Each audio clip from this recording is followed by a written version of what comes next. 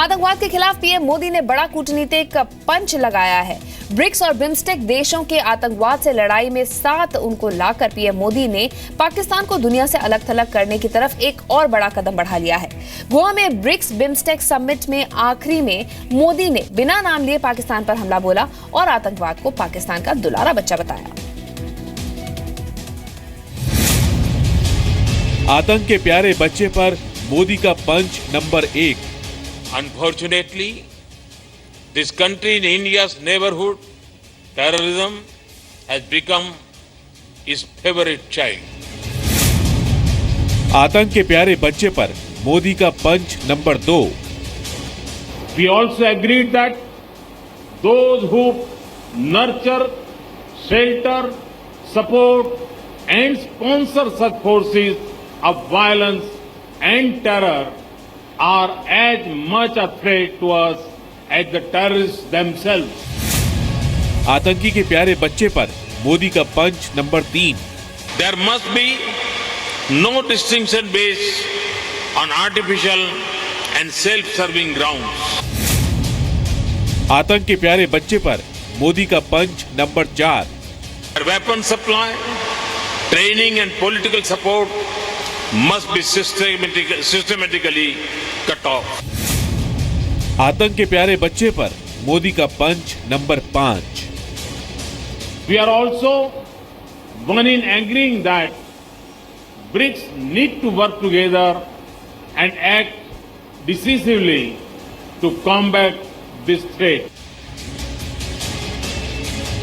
12 घंटे के अंदर ब्रिक्स और बिम्स्टेक सम्मेलन में पाकिस्तानी आतंकवाद पर जिस तरह से जमकर प्रहार किया गया, उससे साफ है कि पीएम मोदी ने पाकिस्तान परस्त आतंकवाद को दुनिया के सामने लाने का जो मिशन शुरू किया है, उसमें बड़ी कामयाबी मिली है। लेकिन पीएम मोदी ने पाकिस्तान पर सबसे बड़ा हमला ब्रिक्स बिम्स्टेक के आखिर में बोला, वो भी पाकिस्तान का नाम लिए बिना। Terrorism has become his favorite child. And the child in turn has come to define the essential character and nature of its parents. The time for condemning the state-sponsored terrorism is long gone. It is time to stand up and act boldly.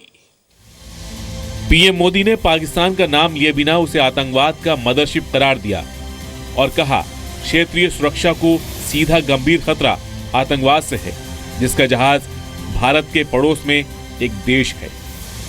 इतना ही नहीं, BRICS सम्मेलन में PM Modi ने चीन के राष्ट्रपति Xi Jinping की मौजूदगी में ही चीन और पाकिस्तान पर तीखा हमला किया। भारत के पड़ोस में आतंकवाद की जन्मभूमि है।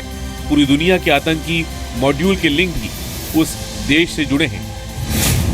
We also agreed that those who nurture, shelter, support and sponsor such forces of violence and terror are as much a threat to us as the terrorists themselves.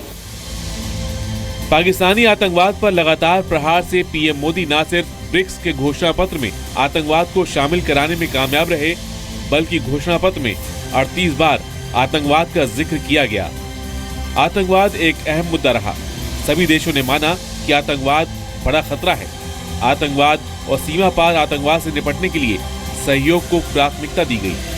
We are also one in agreeing that BRICS need to work together and act decisively to combat this threat. We underscore the need for close coordination on tracking source of terrorists. PM Modi ने चीन को भी आगाह करते हुए कहा कि आतंकवाद पर दोहरा रवैया नहीं अपनाना चाहिए।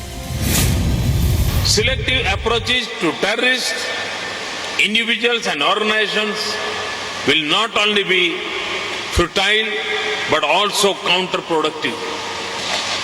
There must be no distinction based on artificial and self-serving grounds.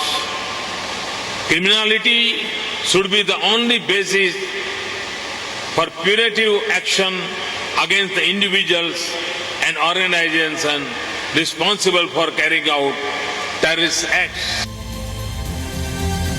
BRICS सम्मेलन में मौजूद चीन के राष्ट्रपति शी जिनपिंग समझ गए हैं कि पीएम मोदी की सलाह चीन के लिए ही है, क्योंकि चीन ने ही पठानकोट आतंकी हमले के मास्टरमाइंड आतंकी मसूद अजहर को यूएन में अंतर्राष्ट्रीय आतंकी घोषित कराने में अड़ंगा डाल दिया है। हाल ही में मसूद के मुद्दे पर चीन ने भारत पर निशाना साधते हुए कहा था कि आतंकवाद का इस्तेमाल राजनीतिक फायदे के लिए कोई देश न करे। जवाब में पीएम मोदी ने जिनपिंग से कहा, आतंकवाद को राजनीतिक समर्थन देना बंद होना चाहिए।